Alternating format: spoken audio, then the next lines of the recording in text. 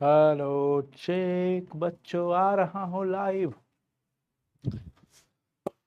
प्यारे बच्चों नमस्कार, स्वागत है आप सभी का आपके प्यारा सा यूट्यूब चैनल साइंस श्रृंखला विद्याकुल पर। स्वागत करता हूं आप सभी का।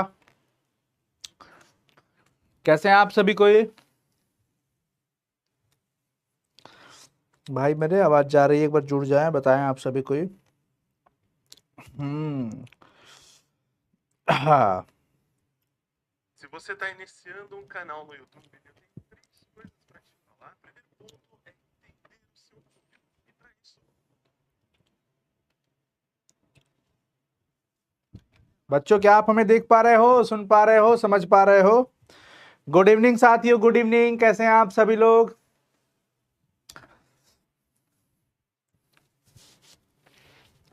तो आज हम काफी दिन पे लाइव आ रहे हैं। हमारी तबीयत ठीक नहीं थी बच्चों, इस वजह से देख भी रह सकते हो अभी।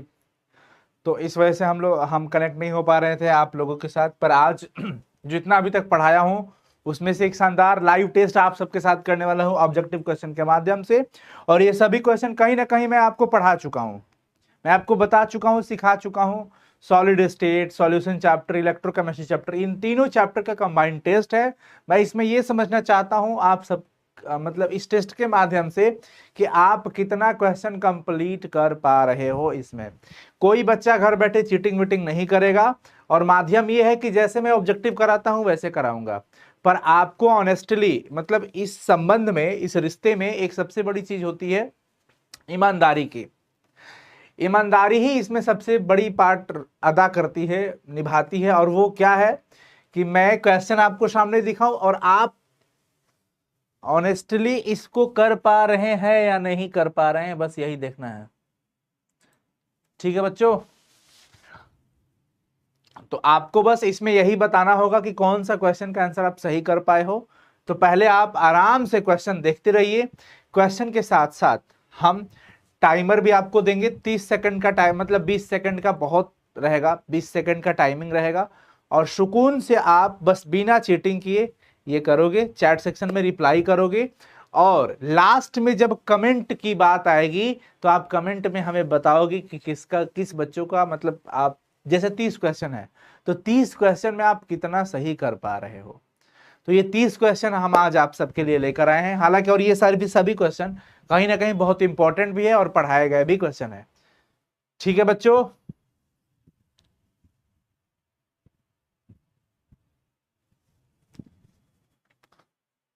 क्या हो गया?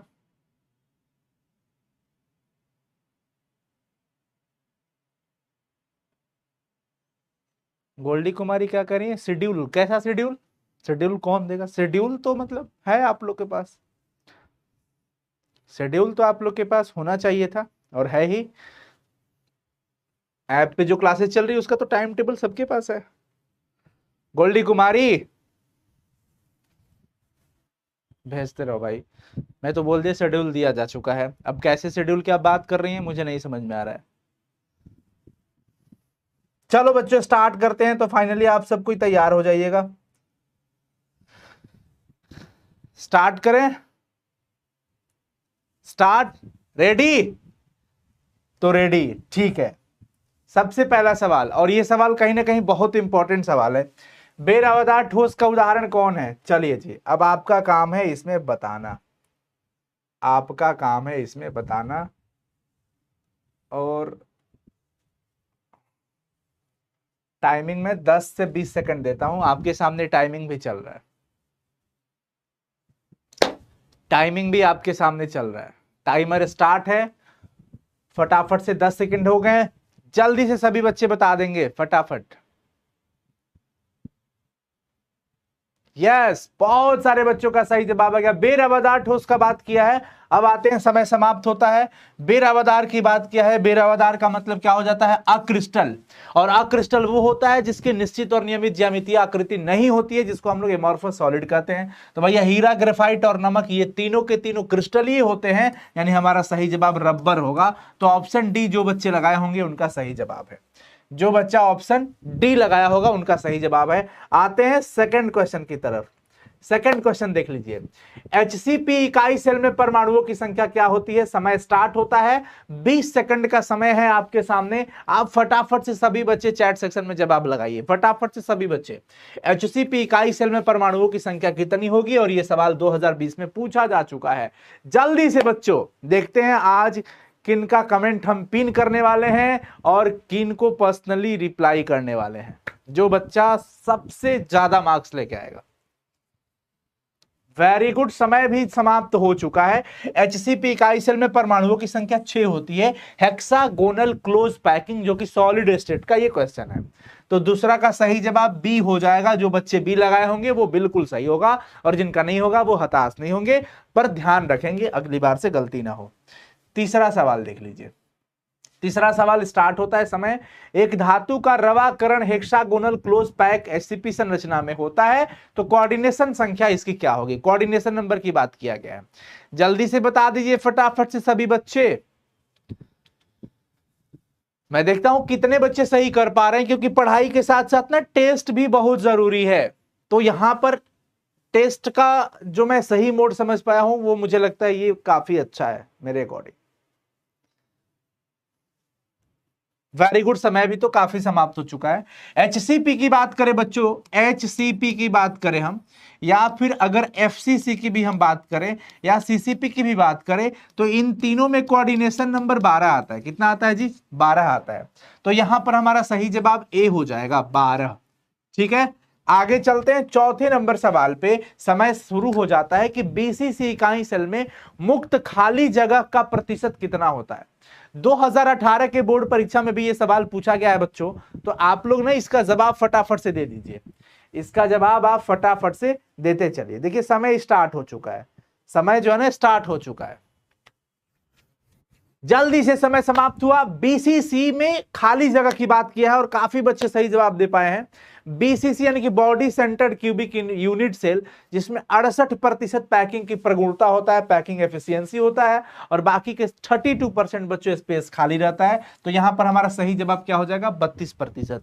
जानकारी के लिए अगर आपको मैं बता दूं कि सबसे अच्छी पैकिंग किसमें होती है, तो जिसमें जितना ज्यादा से ज्यादा जगह हो भरा जा सके, जो खाली कम से कम स्पेस रखे, उसकी पैकिंग सबसे अच्छी है। तो उस मामले में अगर मैं ये सवाल आपसे ऐसे ही पूछ दूं तो एफसीसी कहना बहुत सही होगा, क्योंकि एफसीसी में 74% की पैकिंग रहती है। अगले सवाल पे चलते हैं कि एक अष्टफलक रिक्ति निम्नलिखित में से कितने गोलों से घिरी हुई रहती है? चलिए जी, समय स्टार्ट होता है, 20 सेकंड का समय आपके पास है। फटाफट से साथियों, तो फटाफट से मचा दो आज सभी कोई। देखते हैं कितने बच्चे बेहतर कर पा रहे हैं, क्योंकि ये हर एक सेशन आपके 2024 के बोर्ड एग्जाम के लिए बहुत ही कारगर साबित होने वाला है। और बच्चों आपका मेहनत जरूर कामयाबी की ओर ले जाएगा। आप घर पे खूब मन लगा के पढ़िए, सेल्फ स्टडी रगड़ के करिए। क्लासेस करने के बाद आपकी स्टडी अपनी होनी बहुत जरूरी है। ठीक है जी, समय समाप्त हो गया। अष्टफलक रिक्ति जो होता है बच्चों, दो तरह की हम रिक्ति बेसिकली पढ़ते हैं, जो कि आप चतुष्फलक और अष्टफलक के नाम से जानते हैं। ठीक है, तो अगर हम चतुष्फलक की बात करें तो 4 गोले के संपर्क से, लेकिन ये 6 गोले के संपर्क से, क्योंकि 8 फलक की बात हुई है। तो 6 गोले आपस में संपर्क में जब आते हैं उस सिस्टम के साथ, तो हमें 8 फलक मिलता है। तो यहां पर हमारा सही जवाब 6 हो जाएगा। क्या हो जाएगा? 6 हो जाएगा। इस बात का ध्यान रखिए सभी कोई। तो सही जवाब बच्चों हो जाएगा बी। चलिए जी, आगे चलते हैं अगले सवाल पर कि निम्नलिखित में से कौन सा ऑक्साइड लौह चुंबकत्व प्रदर्शित करता है? समय स्टार्ट होता है और देखते हैं कौन बच्चा आज अच्छा कर पा रहा है, बेहतर कर पा रहा है। क्योंकि एक शिक्षक जब किसी बच्चों के लिए मेहनत करता है, तपस्या करता है, मेहनत करता है दिन रात, और बच्चे भी मेहनत करते हैं, तो शिक्षक को बस इतनी उम्मीद रहती है अपने बच्चों से, अपने शिष्यों से, अपने भाइयों और बहनों से कि वो बच्चे दिन प्रतिदिन तरक्की करे, बेहतर करे। इस पूरे धरातल पर, पूरे ब्रह्मांड में 3 लोग ऐसे होते हैं जो ये चाहते हैं, दिल से चाहते हैं कि उनका शिष्य, उनका बच्चा आगे बढ़े। वो होते हैं पहली माता जी, दूसरा पिता, मतलब माता पिता तक को एक ही स्थान है, माता पिता और गुरु। यही तीनों चाहते हैं कि उनके बच्चे आगे जाएं, उनसे भी बेहतर जाएं। तो बच्चों हम बस इतनी सी खुशी हम लोग चाहते हैं कि आप बेहतर करिए, तो शिक्षक की खुशी होती है, यही प्रसन्नता है। हालांकि यहाँ पर CrO2 हो जाएगा। ठीक है, याद रखिएगा सभी कोई।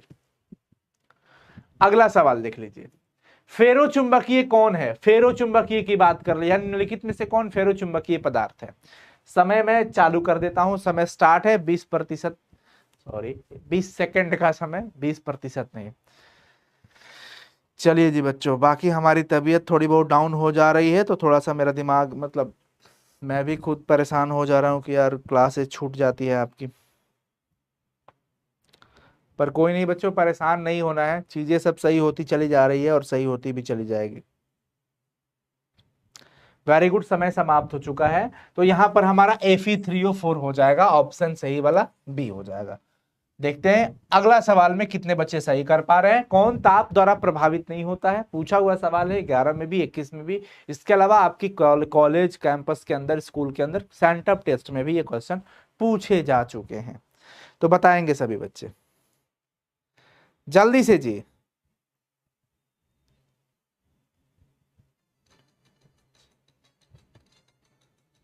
देखो भाई, हम हैं अब चेन्नई सुपर किंग।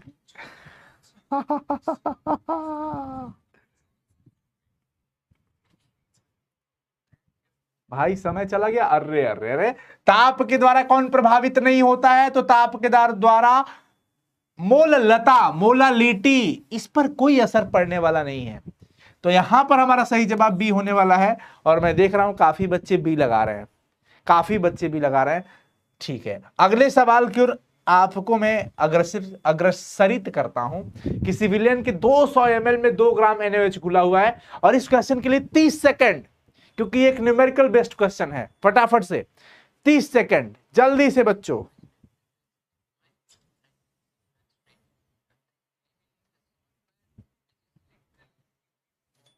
देखिए गोल्डी कुमारी अब मैसेज कर रही हैं कि सर जी आप बहुत सुंदर लगते हैं, कोई मैडम जी मिली है कि नहीं अब तक?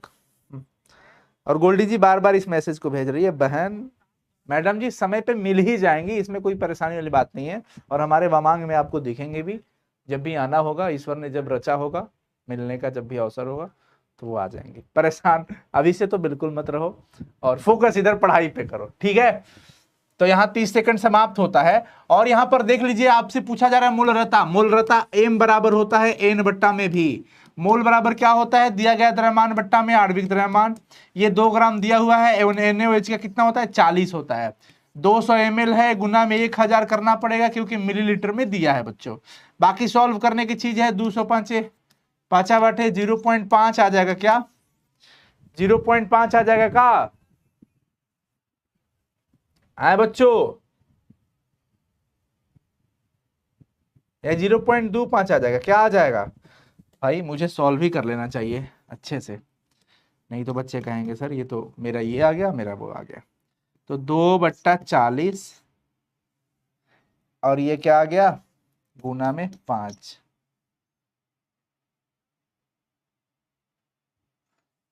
मैं भी कंफ्यूज हो गया, इसको फिर से लिखते हैं। मैं कहाँ कहाँ क्या बैठाना था?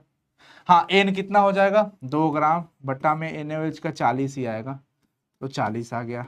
बट्टा में 200 ml है, गुना में ये 1000 है। हाँ जी, ये वाला सही है। तो अब क्या करते हैं कि 205 में 1000 कटा दिया, कट तो सकता है ना? तो 2/40 गुना में 5, 0.25 आ जाएगा। 10/40 1/4, 0.25 0.25 आ जाएगा ना? 0.25, हाँ 0.25 आ रहा है। मतलब सॉल्यूशन का चीज है, आप सॉल्यूशन कर लीजिएगा, मैं जहां तक कर पाया हूं। अगले सवाल पे चल लीजिए। समय स्टार्ट होता है। आदर्श विलयन का निम्नलिखित में से कौन सा गुण है? आदर्श विलयन का निम्नलिखित में से कौन सा गुण है ये बताना है, फटाफट से बता दीजिए आप सभी कोई, ठीक है?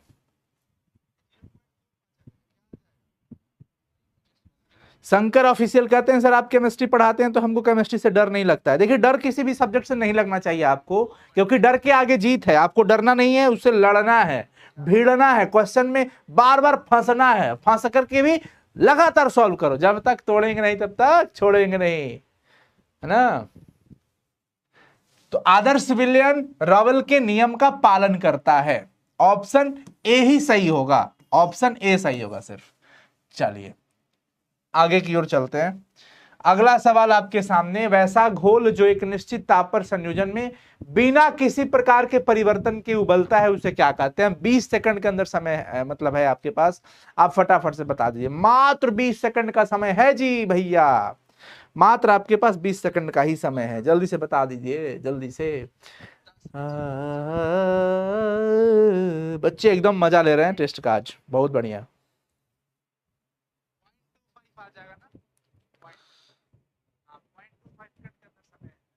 समय समाप्त हो गया, 32 सेकंड हो गया। एजियोट्रॉपिक मिश्रण कहते हैं वैसे को, क्या बोलते हैं? एजियोट्रॉपिक। तो जो बच्चा ए लगाया होगा वो बिल्कुल सही जवाब होगा। अगला आ जाइए जी, निम्न में से कौन अणुसंख्यक गुणधर्म है? समय स्टार्ट होता है और आप फटाफट से बताते चलिए। समय स्टार्ट होता है, जल्दी से बच्चा।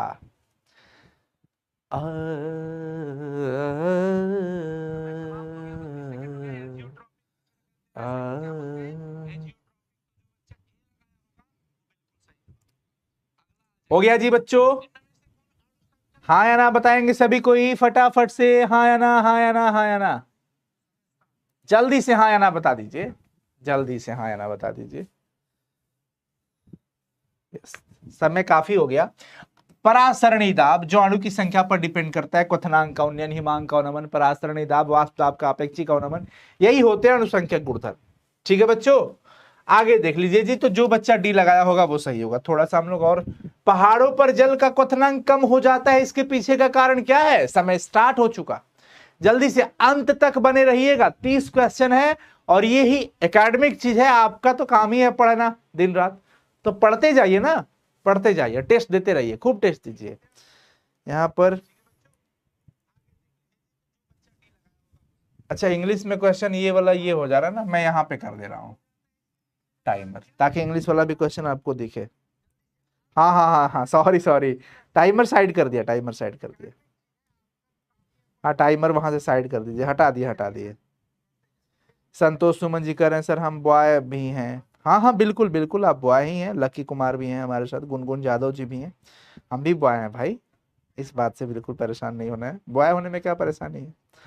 राजेश कुमार जी, विकास, विकास कुमार, वैभव, निशा कुमारी, मुकेश कुमार है, विष्णु कुमार है, चिल्ड्रन फन।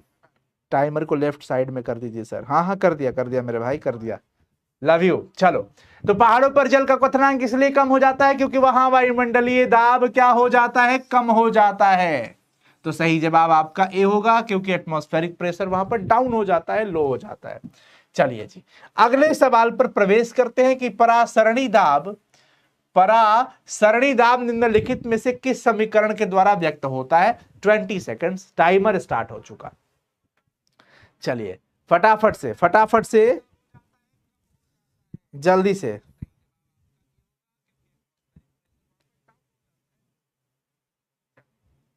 सवाल पर प्रवेश करते हैं कि परासरणी दाब सर आपका तबीयत कैसा है? मैं फिलहाल ठीक हूँ, मतलब 100% नहीं कहूंगा कि रिकवरी किया हूँ, वो आपको मेरा फेस वगैरह से भी दिख रहा होगा, पर ठीक हो जाऊंगा। तो परासरणी दाब होता है बच्चों पाई वी बराबर एन आर टी, और हम लोग इसको पाई बराबर एन बट्टा में वी आर टी लिख सकते हैं। तो पाई बराबर एन बट्टा V concentration C R T हो गया, और पाई बट्टा में सी हम इसे लिख सकते हैं और बराबर में हमारा आर टी हो सकता है। तो यहां पर देख लेना क्या ही है, पाई बराबर सी आर टी दिया है तो पाई की जगह पे पी लिख दिया है, पी प्रेशर है, ऑस्मोटिक प्रेशर यानी कि परासरणी दाब, तो पी बराबर C R T, option A हो जाएगा। चलिए अगले सवाल की ओर चलते हुए, 0.1 MbA NO3 बेरियम नाइट्रेट है बच्चों ट्वाइस, इसका बॉन्ड ऑफ गुणक 2.74 है, तो विघटन स्तर निकालिए जल्दी से। मैं देखता हूं, इसमें 40 सेकंड में समय देता हूं आपको, 40 सेकंड का समय देता हूं, ठीक है ना, क्योंकि ये मतलब मजेदार सवाल है। फटाफट से, थोड़ा सा वो है, मतलब न्यूमेरिकल है, हल्का न्यूमेरिकल है, बहुत हल्का है, जल्दी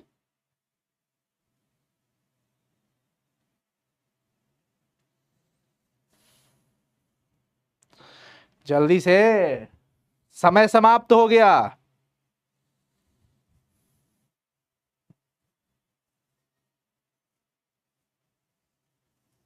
समय समाप्त हो गया।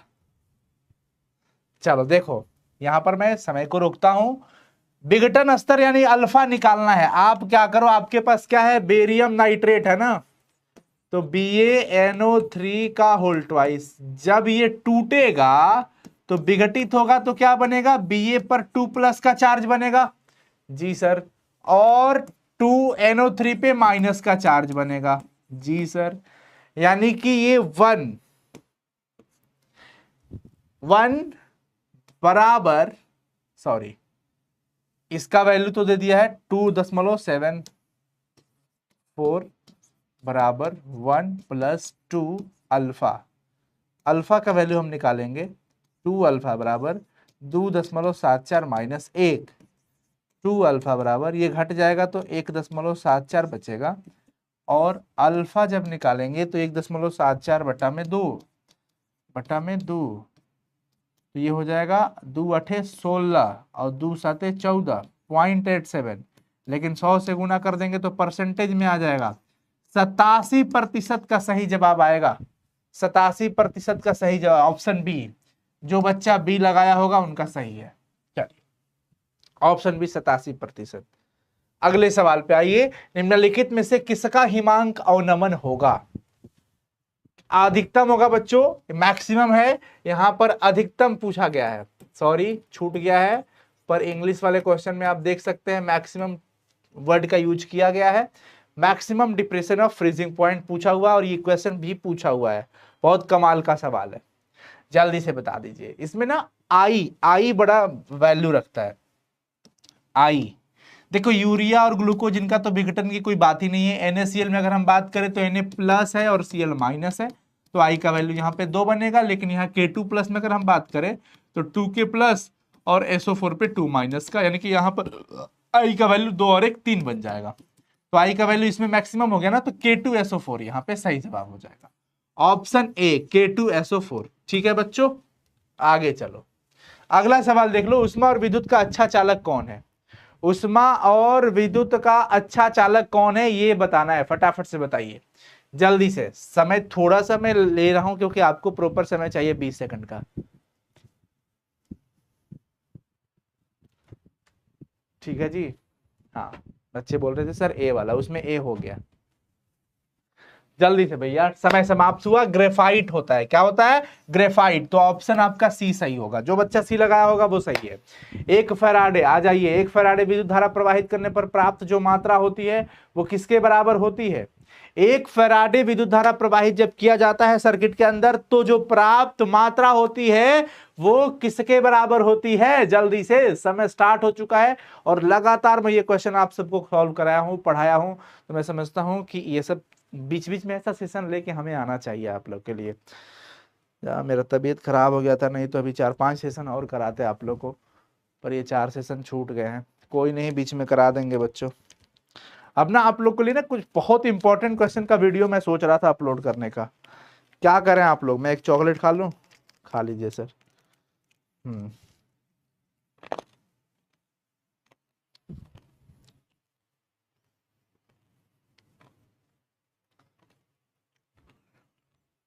समय तो समाप्त हो गया पूरा। 1 ग्राम समतुल्य कहते हैं, 1 ग्राम समतुल्य, ऑप्शन ए।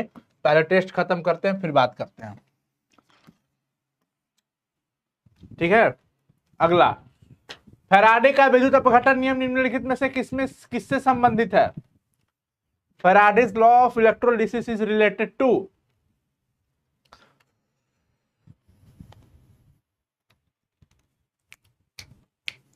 जल्दी जल्दी फटाफट।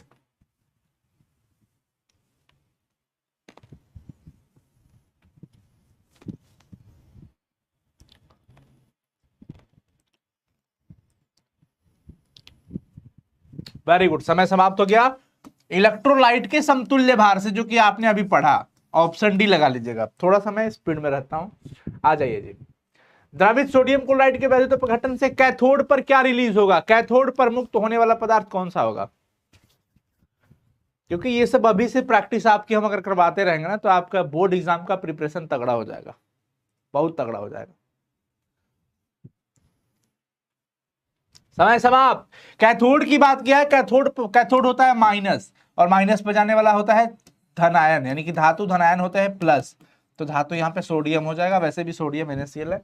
चलिए जी, सोडियम ही निकलेगा क्योंकि NaCl है। 1 फैराडे बराबर क्या होता है, जल्दी से फटाफट, जल्दी से बच्चा, जल्दी से।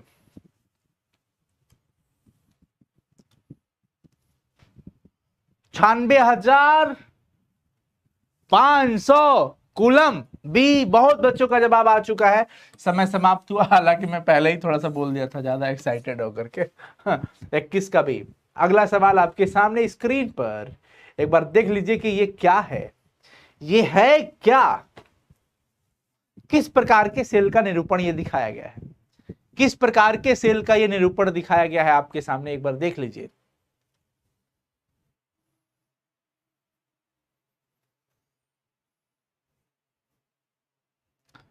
जल्दी से फटाफट। चलो जी बच्चों, ये हो जाता है डेनियल सेल, तो यहां पे ऑप्शन बी लगा लीजिएगा। अगले सवाल पे चलिए। गैल्वेनिक सेल में एनोड होता है क्या, एनोड क्या होता है, पॉजिटिव होता है, नेगेटिव होता है, न्यूट्रल होता है, क्या होता है, जल्दी से बड़े भैया। समय समय समय 20 सेकंड का मात्र समय आपके पास रहता है, जिसमें से 19 सेकंड समाप्त, 20 भी कंप्लीट। तो गैल्वेनिक सेल में जो एनोड होता है वो नेगेटिव टर्मिनल होता है, ऑप्शन ए ऋणात्मक हो जाएगा। मैं थोड़ा आंसर आप लोग का देख लूं, ए का ग्रेड, बहुत बढ़िया, सारे बच्चों का ए आ गया, बढ़िया। अगले सवाल की ओर चलते हैं, और हमारा जो अगला सवाल है ये है कि LiCl, NaCl, KCl में अनंत अंतः पर समतुल्यांक चुलकता का सबसे अच्छा क्रम, सही क्रम कौन है, फटाफट से। ये मैं आपको बताया था, आकार को लेकर के ऑर्डर सुनिश्चित करना पड़ता है। समय समय समय समय समाप्त होता है बच्चों। यहां पर देख लीजिए आप लोग, सही ऑर्डर क्या होगा, सबसे अच्छा होगा KCl, फिर NaCl, फिर LiCl।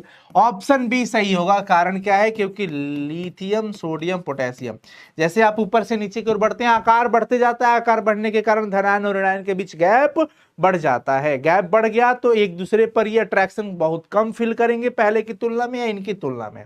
तो जो कम अट्रैक्शन फील करेगा वो ज्यादा फ्री होकर के मूवमेंट करेगा, चालकता बढ़ गई तो सबसे ज्यादा चालकता किसकी हो जाएगी, KCl की, फिर NaCl की, फिर LiCl की, यानी कि KCl का सबसे ज्यादा फ्री है। तो ऑप्शन बी सही जवाब हो जाएगा। अगले सवाल की ओर बढ़िए। 25 नंबर सवाल है, क्या कह रहा है, स्पेस में अर्थात अंतरिक्ष में फ्यूल सेल यानी कि ईंधन सेल को दूसरे शक्ति उत्पादक की तुलना में अच्छा माना गया है, बेहतर माना गया है, प्रेफर्ड किया जाता है, श्रेयस्कर माना गया है। इसके पीछे का रीजन क्या है, ईंधन सेल को ही क्यों प्रेफर किया जा रहा है, इसके पीछे का रीजन क्या है, ये पूछा जा रहा है।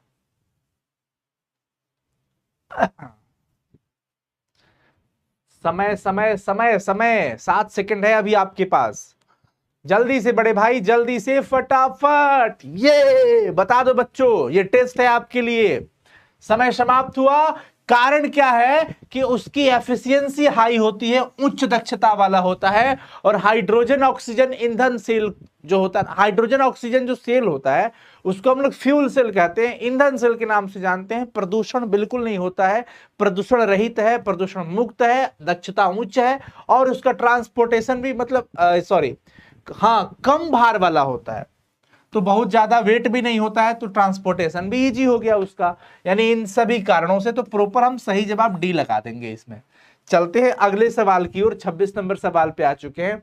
निम्नलिखित में से कौन द्वितीयक सेल है, which of the following is a secondary cell पूछा जा रहा है। सेकेंडरी सेल कौन होता है, जो रिचार्जेबल होता है, और प्राइमरी सेल कौन होता है, जो नॉन रिचार्जेबल होता है, जो एक बार इस्तेमाल होने के बाद फिर दोबारा इस्तेमाल नहीं होगा, क्योंकि वो एक बार खत्म हो चुका है इस्तेमाल करने के दौरान, तो दोबारा आप उसको रिचार्ज करके इस्तेमाल नहीं कर सकते हैं। उसको प्राथमिक सेल अथवा शुष्क सेल भी कहते हैं, क्योंकि शुष्क सेल उसी का एग्जाम्पल होता है। तो यहां पर समय समाप्त हुआ। और लेड स्टोरेज बैटरी, जो कि लेड स्टोरेज बैटरी हो गया, निकेल कैडमियम हो गया, ये सब क्या होता है बच्चों, ये सब सेकेंडरी होते हैं, क्योंकि ये रिचार्ज होते हैं। जैसे मोबाइल का बैटरी हो गया, ये रिचार्जेबल होता था, अभी भी रिचार्जेबल होता है। बड़ी वाली बैटरी जो आप देखते हो लेड स्टोरेज बैटरी, वो भी रिचार्ज यानी कि दोबारा हम चार्ज कर सकते हैं, इसको चार्ज कर सकते हैं। ये क्या हो गया इस पे, हाँ चलो तो ऑप्शन जो बच्चा बी लगाया होगा सही है। अगला देख लेते हैं जी। 27 नंबर सवाल है कि निम्नलिखित में से कौन से तत्व को जब आप हाइड्रोक्लोरिक एसिड में डालते हो तो हाइड्रोजन गैस नहीं निकलता है? फटाफट से बता दीजिए। और ये पूरा क्वेश्चन रिलेट है एक्टिविटी सीरीज से, सक्रियता श्रेणी से रिलेटेड है, क्योंकि आपको पता है कि हाइड्रोजन से ऊपर वाला नीचे वाला कौन तत्व किसके साथ रिएक्शन करके धातु के साथ हाइड्रोजन देगा अथवा नहीं देगा? अम्ल के साथ, सॉरी, क्योंकि धातु तो ये ऑलरेडी थे।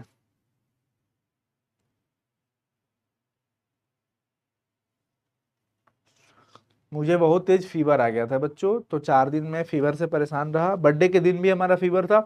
और भाई हाँ, आप लोग जन्मदिन की इतनी सारी बधाइयाँ और शुभकामनाएं दिए, बहुत बहुत धन्यवाद आप सबको। कि मतलब बहुत संख्या में आप लोगों के विशेष हमारे तक पहुंचे थे। और मैं उस दिन लाइव नहीं आ सका। मैं लाइव आना चाहता था उस दिन, पर बुखार था कि मैं घर से स्टूडियो की ओर नहीं आ पाया।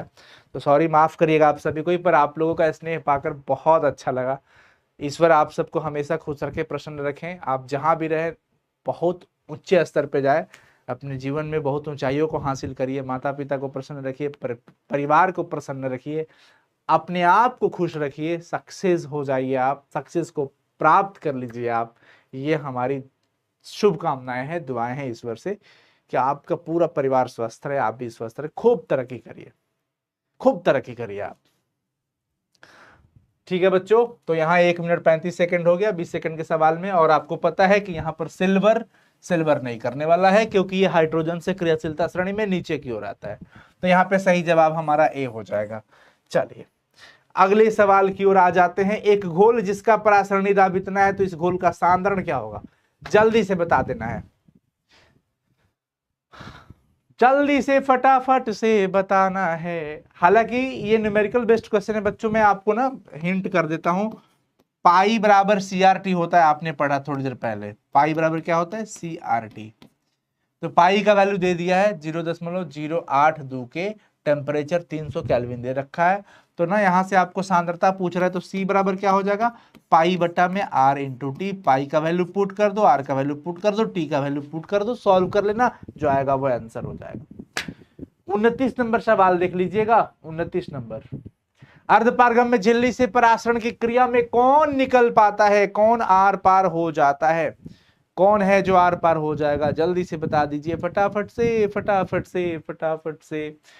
अर्धपारगम में झिल्ली से सिर्फ और सिर्फ किसके कण आर पार जा सकते हैं? किसके कण आर पार जा सकते हैं? बढ़िया, विलायक के अणु, सिर्फ और सिर्फ विलायक के कण ही आर पार जा सकते हैं। तो यहां पर बी। लास्ट सवाल, लास्ट सवाल। हाइड्रोजन ऑक्सीजन सेल में निम्नलिखित में किस तरह का सेल है? अच्छा, हाइड्रोजन ऑक्सीजन जो सेल है, जो हमने चर्चा किया, आंसर भी बताया आपको थोड़ी देर पहले, हमने चर्चा किया कि यह किस तरीके का सेल होता है। यह किस तरीके का सेल होता है? प्राथमिक सेल है, अथवा द्वितीयक सेल है, अथवा ईंधन सेल है, अथवा लेड संचायक सेल है? जल्दी से साथियों, फटाफट से। हो गया जी? यस भैया, ये ईंधन सेल है। क्या है? ईंधन सेल। तो साथियों, आज का टेस्ट समाप्त हुआ। अब आप खुद से बताइएगा हमें कमेंट सेक्शन में आकर के कि आपका कितना जवाब सही हुआ। 30 में से कितना आपने गेन किया? 30 प्रश्न में कितने प्रश्न आपके सही हुए? ये आप ईमानदारी से जितने भी बच्चे अभी देखे हैं उतने बच्चों का कमेंट आना चाहिए। जितने बच्चे अभी देख रहे हैं उतने बच्चों का कमेंट जरूर आ जाना चाहिए कि हाँ अनुसर हमारा आज के टेस्ट में इतना में से इतना सही हुआ। बता देना भैया, क्योंकि हमें भी थोड़ी सुकून मिल जाएगी कि आपने मेहनत किया और वाकई में आपने इस टेस्ट को वैल्यू दिया। और वैल्यू तो देना ही पड़ेगा, क्योंकि आपका कंटेंट है, आपका विषय है। तो साथियों, आज का टेस्ट समाप्त होता है और उन सभी बच्चों को बधाई और शुभकामनाएं जो बेहतर किए हैं। लेकिन मैं कमेंट देखूंगा और सब पे लव रिएक्ट करूंगा और रिप्लाई भी करूंगा, जिसका बेस्ट होने वाला है उनको। और बाकी जो बच्चे, चूंकि कमेंट ज्यादा संख्या में होगा तो थोड़ी वो समस्या हो जाएगी। परंतु ऐसे सेशन के लिए आप लोग तैयार रहिएगा। मैं जितना चैप्टर पढ़ाते चलूं वैसे टेस्ट ऐसे ही रैंडम लेके आ जाऊंगा बिना बताए, इसका कोई शेड्यूल नहीं होगा, रैंडम लेके आ जाऊंगा। आधे घंटे पहले आपके फोन पे नोटिफिकेशन मिल जाएगा कि आज अनु सर टेस्ट लेने वाले हैं, तो फिर आप लोग एकदम संख्या में जुड़ जाना सभी कोई। दूसरी चीज, मैंने कुछ छोटे छोटे क्वेश्चन बहुत इंपॉर्टेंट छांट के रखे हैं, और मैं चाह रहा था कि उसको ना 7-8 मिनट की वीडियो क्लिप के माध्यम से वो सभी इंपॉर्टेंट क्वेश्चन भी आपको मैं सप्लाई कर दूं, मतलब दे दूं, वो वीडियो अपलोड कर दूं, जिससे कि काफी बच्चों को हेल्प मिल जाए। कि चैप्टर तो आप पढ़ ही रहे हो, हमारे एप्लीकेशन के माध्यम से पढ़ रहे हो, इस वीडियोस के माध्यम से पढ़ रहे हो, सेल्फ स्टडीज के माध्यम से पढ़ रहे हो, पर ना कुछ इंपॉर्टेंट क्वेश्चन जो होते हैं, जो कुछ बच्चे बहुत फोकस करते हैं उन सब बच्चों पर, और वाकई वो क्वेश्चन एग्जाम रिलेटेड ही होता है। तो मैं चाहता हूं कि वो क्वेश्चंस का वीडियो मैं बना के आप लोगों को वीकली अपलोड करते चलूं धीरे धीरे। बाकी लाइव में तो जो हम लोग आते रहेंगे, मिलते रहेंगे, आपकी क्लासेज होती रहेगी, तो आप लोग जुड़े रहिए हमारे साथ, भरोसे के साथ मेहनत करते रहिए, खुद पे भरोसा बना के रखिए, आत्मविश्वास बनाए रखिए। बच्चों, एक सबसे बड़ी बात फिर से वापस कहता हूं कि स्टूडेंट लाइफ है, या किसी भी व्यक्ति को किसी भी काम पर सक्सेस पाने से पहले उसे यह भरोसा करना पड़ता है कि वो उस काम को कर सकता है। दूसरी चीज कि जीवन में, मैं बार बार कहता हूं कि जीवन में कुछ भी बनने से पहले, डॉक्टर बनने से पहले, इंजीनियर बनने से पहले, बैंकर्स बनने से पहले, तमाम बच्चों की तमाम ख्वाहिशें होती हैं, उनका एक अलग एम होता है, अलग टारगेट होता है। टारगेट अचीव करना बहुत अच्छी बात है, अचीव करिए, तपस्या करिए, मेहनत करिए, परिश्रम करिए, लेकिन उन सबको प्राप्त करने से पहले, डॉक्टर बनने से पहले, इंजीनियर बनने से पहले, आप इंसान हैं तो आपको अच्छा व्यक्ति बनना बहुत जरूरी है। ये बात मैं बार बार बोलता हूं कि डॉक्टर, इंजीनियर, टीचर कुछ भी बनने से पहले अच्छा इंसान जरूर बनो, संस्कारी बनो, अनुशासित बनो, इंसानियत रखो अपने अंदर। ठीक है साथियों, ऑल द वेरी बेस्ट। मिलते रहिएगा, जुड़ते रहिएगा। आगे की क्लासेस में आप सबका फिर हार्दिक अभिनंदन रहेगा, और कमेंट करके सभी को जरूर बताइएगा कि ये वीडियो कैसा लगा और आपके कितने मार्क्स आए। और आप सभी लोगों से मेरा निवेदन रहेगा कि शिक्षक मेहनत करते हैं, हम लोग मेहनत करके आपके लिए वीडियोस देते हैं फ्री में। सारे बच्चे यूट्यूब के जितने भी वीडियोस हैं आप सबके लिए बिल्कुल 100% फ्री है। तो एक अच्छी क्वालिटी कंटेंट आपको हम लोग प्रोवाइड करें। आपका काम है वीडियोस को अच्छे तरीके से इस्तेमाल करना, मतलब आप वीडियो को अच्छे से देखिए और उसका नोट्स अपने से बनाइए, लिखिए, मेहनत करिए। तो जो भी वीडियोस अपलोड होंगी, शॉर्ट वीडियोस लाइक 8 मिनट का, 10 मिनट का, जिसमें इंपॉर्टेंट 5 मार्क्स के क्वेश्चन रहेंगे, 2 नंबर वाले क्वेश्चन रहेंगे, तो उन सबको बहुत एक्टिव होकर के देखते रहिएगा, और नोटिफिकेशन जरूर ऑन कर लीजिएगा, क्योंकि वो आपके लिए बहुत जरूरी है, हमारे लिए तो नहीं पर आपके लिए बहुत जरूरी है। ठीक है जी, धन्यवाद साथियों, गुड नाइट। मुलाकात होगी फिर अगले सेशन में। Love you all. आप सभी को, आपके माता पिताजी को चरण स्पर्श, आपको ढेर सारा आशीर्वाद, प्रेम आपका, स्नेह आपका हमारे तक मिलता रहे, और हम आपके लिए दिन रात काम करते रहेंगे। बस कमेंट में बता देना कितना मार्क्स आया। All the very best, bye, take care, love you बच्चों। कमेंट जरूर करना।